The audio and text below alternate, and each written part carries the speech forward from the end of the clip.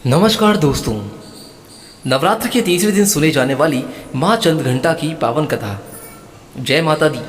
श्रोताओं, आज शारदीय नवरात्रि का तीसरा दिन है जो कि माता चंद्रघंटा को समर्पित है। आप सभी भक्तजनों पर माँ चंद्रघंटा का आशीर्वाद सदैव बना रहे। आज की इस वीडियो में आप सुनेंगे नवरात्रि के तीसरे दिन पूजी जाने वाली माता चंद्रघंटा की संपूर्ण कथा।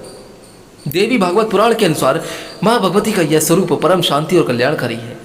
माँ के मस्तक पर घंटे के आकार का अर्धचंद्र है, इसीलिए देवी का नाम चंद्रघंटा पड़ा। इनके शरीर का रंग स्वर्ण के समान चमकीला है और देवी का वाहन सिंह है।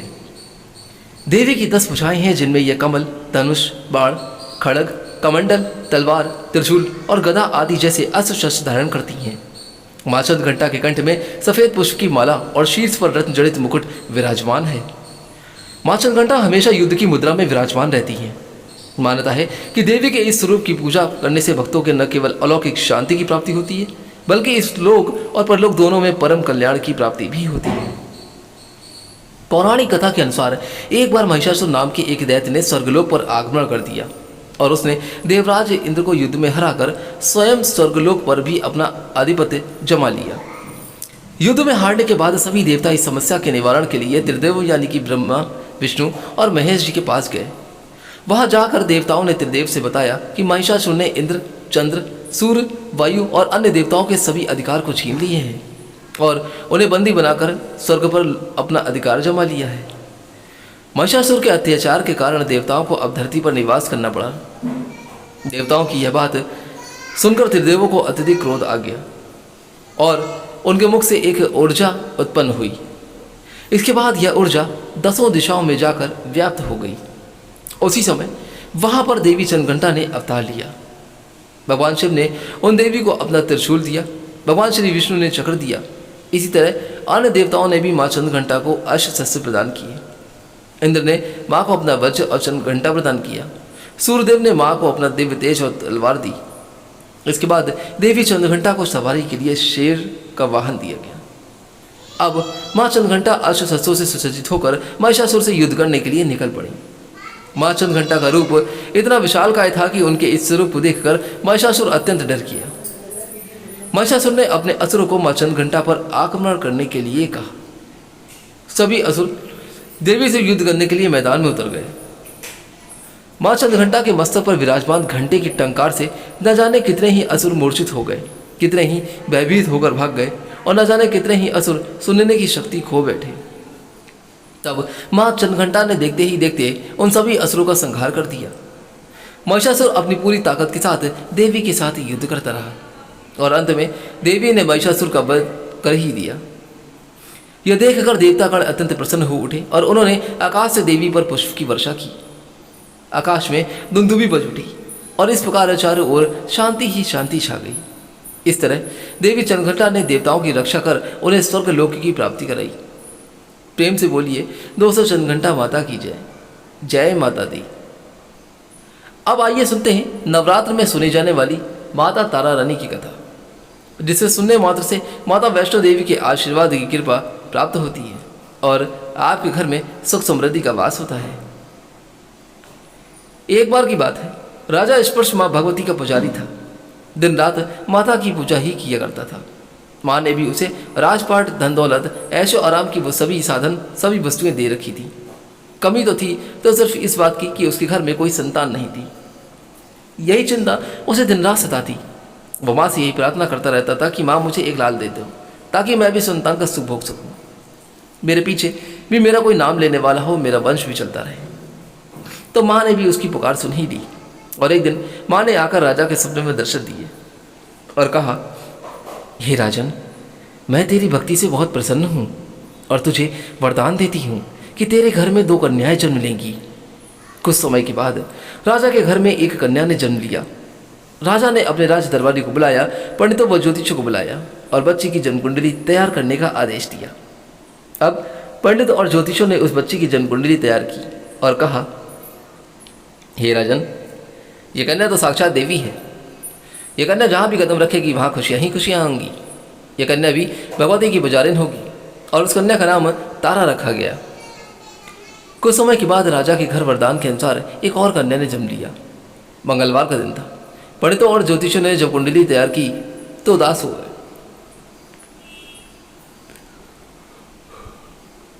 राजा ने उदासी का कारण पूछा तो वो कहने लगे, महाराज, यह कन्या आपके लिए शुभ नहीं है। राजा ने उदास होकर ज्योतिषी से पूछा कि मैंने ऐसे कौन से बुरे कर्म किए हैं जो इस कन्या ने मेरे घर में जन्म लिया है। उस समय ज्योतिषी ने अपनी ज्योतिष विद्या से ज्ञात करके बताया और कहने लगे कि ये दोनों कन्याएं जिन्होंने आपके घर में जन्म लिया है, ये पिछले जन्म में राजा इंद्र की अप्सराएं थीं। इन्होंने सोचा कि क्यों ना हम भी मृत्युलोक में भ्रमण करें तथा देखें कि मृत्युलोक पर लोग किस प्रकार से रहते हैं। दोनों ने मृत्युलोक पर आकर एकादशी का व्रत रखा। बड़ी का नाम तारा तथा छोटी का बहन रुक्मन रखा था। बड़ी बहन तारा ने अपनी छोटी बहन से कहा कि रुक्मन, आज एकादशी का व्रत है, आज हम भोजन नहीं करेंगे, तू बाजार जाकर फल ले आ। रुक्मन बाजार फल लेने के लिए गई। वहाँ उसने मछली के पकौड़े बनते देखे और उसने अपने पैसों से तो पकौड़े खा लिए और तारा के लिए फल लेकर वो वापस चल दी।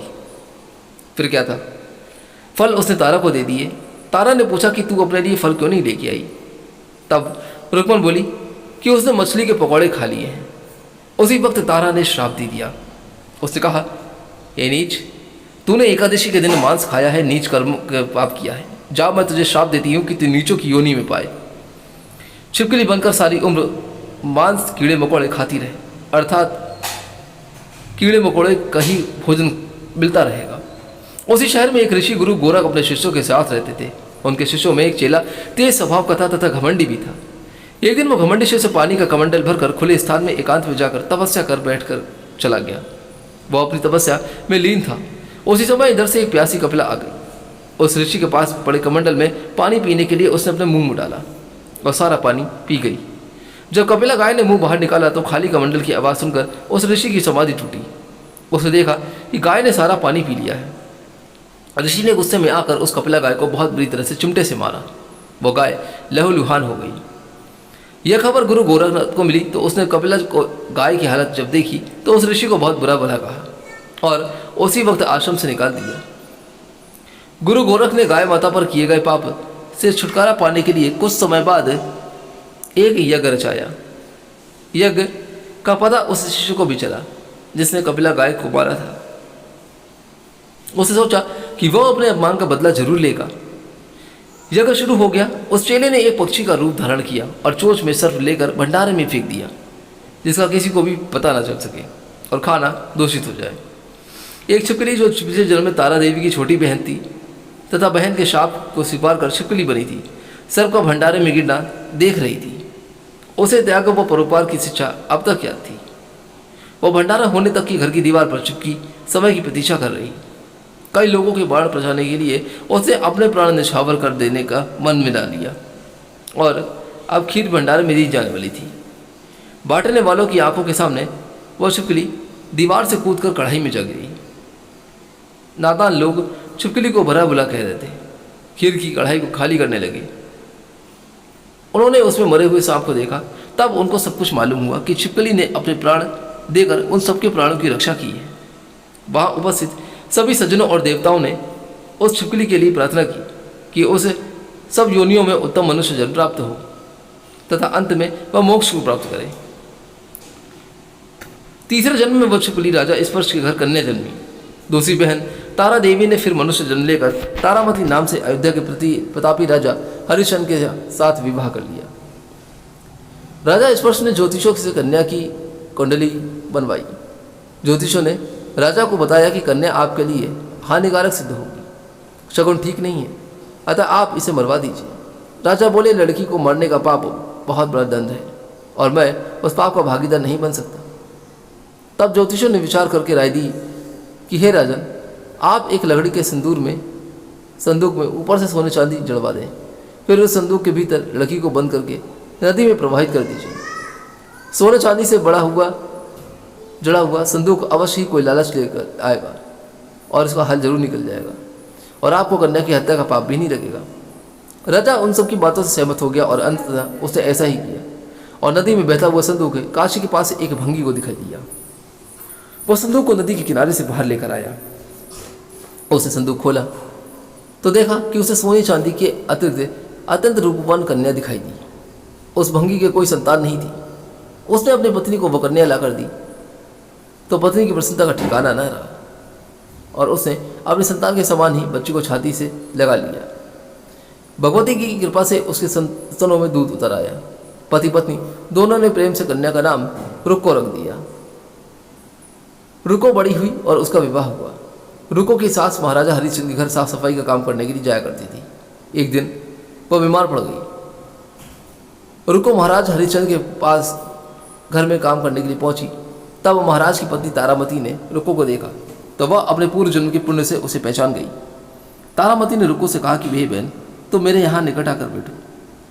महारानी की बात सुनकर रुको बोली, रानी जी मैं नीच जाति की भंगिन हूँ, भला मैं आपके पास कैसे बैठ सकती हूँ? यह अनर्थ है और पाप भी। तब तारामती ने कहा कि बहन पूर्व जन्म में तुम मेरी सगी बहन थी। एकादशी का व्रत खंडित करने के कारण तुम्हें छिपकली की योनि में जन्म लेना पड़ा।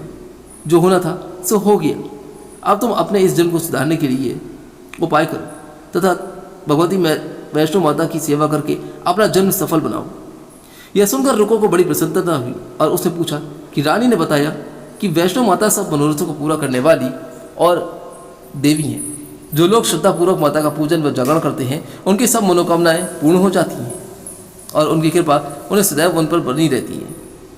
रुको ने प्रसन्न होकर माता की मनौती करते हुए कहा कि हे माता, यदि आपकी कृपा से मुझे एक पुत्र प्राप्त हो गया तो मैं भी आपको पूजन व जागरण कराऊंगी। माता ने प्रार्थना को स्वीकार कर लिया। फलस्वरूप 10वें महीने उसके गर्भ से एक अत्यंत ही सुंदर बालक ने जन्म लिया। परंतु दुर्भाग्यवश रुको को माता का पूजन और जागरण कराने का ध्यान नहीं रहा। वो प्रसन्न तो बहुत हुई कि उसको माता रानी के आशीर्वाद से एक पुत्र मिल गया, लेकिन जब वह बालक 5 वर्ष का हुआ तो एक दिन उसे माता अर्थात चेचक निकल आई। रुकी दुखी होकर अपने पूर्व जन्म की बहन तारामती के पास आई और बच्चे की बीमारी का सारा वृत्तांत कह सुनाया। तब तारामती ने कहा कि तू जरा ध्यान करके देख कि तुझसे माता के पूजन में कोई भूल तो नहीं हुई। इस पर रुको को 6 वर्ष पहले की बात याद आ गई। उसने अपराध स्वीकार कर लिया। तत्पश्चात उसे फिर मन में निश्चय किया कि बच्चे को आराम आने पर वह जागरण अवश्य करवाएगी। भगवती की कृपा से बच्चा दूसरे दिन ही ठीक हो गया। तब रुको ने देवी के मंदिर में जाकर पंडित जी से कहा, पंडित जी मुझे अपने घर माता का जागरण करना है, अतः आप मंगलवार को मेरे घर पधार कर कृतार्थ करें।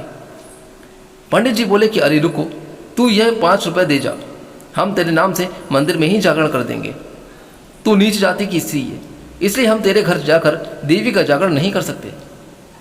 रुको ने कहा कि हे पंडित जी, माता के दरबार में तो ऊंच नीच का कोई विचार ही नहीं होता, तो फिर ये बात आप कैसे कह रहे हैं? वे तो सब भक्तों पर अपनी कृपा समान रूप से बरसाती हैं, अतः आपको कोई ऐतराज नहीं होना चाहिए।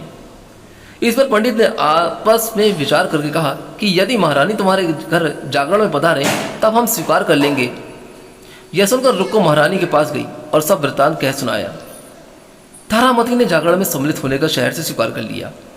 जिस समय रुको पंडितों से यह कहने के लिए गई थी कि महारानी जी जागरण में आएंगी, उस समय सेन नाई वहाँ खड़ा हुआ था और यह बात उसे सब सुन ली थी और उसने महाराजा हरिश्चंद्र को जाकर यह सूचना दी। राजा को सेन नाई की बात पर विश्वास नहीं हुआ और राजा ने कहा कि महारानी भंगियों के घर जागरण में नहीं जा सकती। फिर भी परीक्षा लेने के लिए राजा ने रात को अपनी उंगली में थोड़ा सा चीरा लगा लिया, जिससे उन्हें नींद न आए। रानी तारामती ने जब देखा कि जागरण का समय हो रहा है परंतु महाराज को नींद नहीं आ रही, तो रानी ने माता रानी से मन ही मन प्रार्थना की कि हे माता, आप किसी उपाय से राजा को सुला दीजिए ताकि मैं जागरण में सम्मिलित हो सकूं।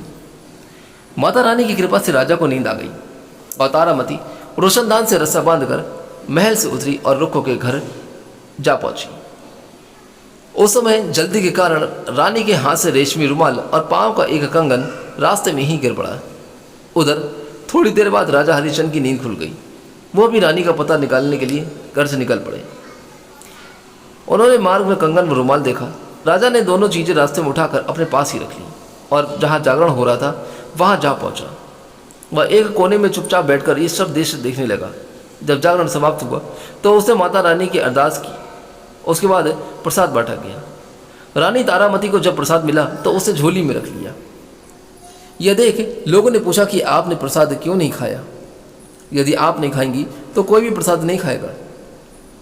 तब रानी बोली कि तुमने प्रसाद दिया वह मैंने महाराज के लिए रख लिया है, अब मुझे मेरा प्रसाद दे दें। अब की बार प्रसाद ले तारा ने खा लिया। इसके बाद सब भक्तों ने माँ का प्रसाद खाया। इस प्रकार जागरण समाप्त करके प्रसाद खाने के पश्चात रानी तारामती महल की तरफ चली गई। जब राजा ने आगे बढ़कर रास्ता रोक लिया तो कहा, तूने नीचों के घर का प्रसाद खाकर अपना धर्म भ्रष्ट कर लिया है। अब मैं तुझे अपने घर में कैसे रखूं? तूने तो कुल की मर्यादा व प्रतिष्ठा का भी ध्यान नहीं रखा। जो प्रसाद तू अपनी झोली में मेरे लिए लाई है उसे खिलाकर मुझे भी तू अपवित्र करना चाहती है। ऐसा कहते हुए जब राजा ने झोली की ओर देखा तो भगवती की कृपा से प्रसाद के स्थान पर उसने चंपा, गुलाब, गेंदे के फूल, कच्चे चावल और सुपारियां दिखाई दी। यह चमत्कार देख राजा बहुत ही आश्चर्यचकित रह गया। राजा हरिश्चंद्र रानी तारा के साथ ले महल लौट आए।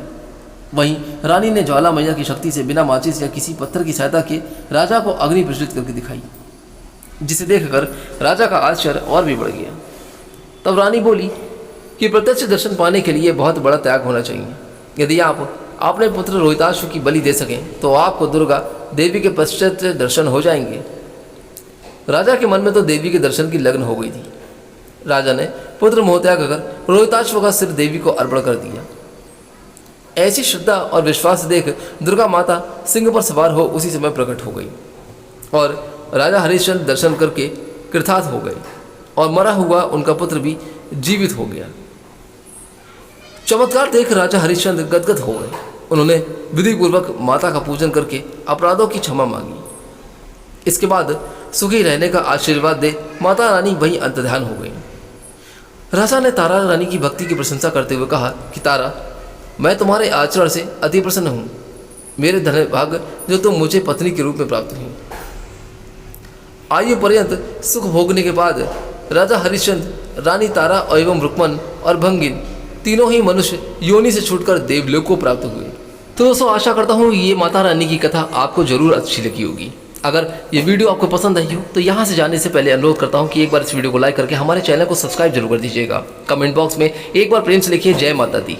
आगे दीजिए, फिर मिलता हूँ माता रानी की और अगली कथा को लेकर। तब तक के लिए आप अपने जीवन में खुश और स्वस्थ रहे। माता रानी का आशीर्वाद आपके परिवार पर सदैव बना रहे। जय श्री राम।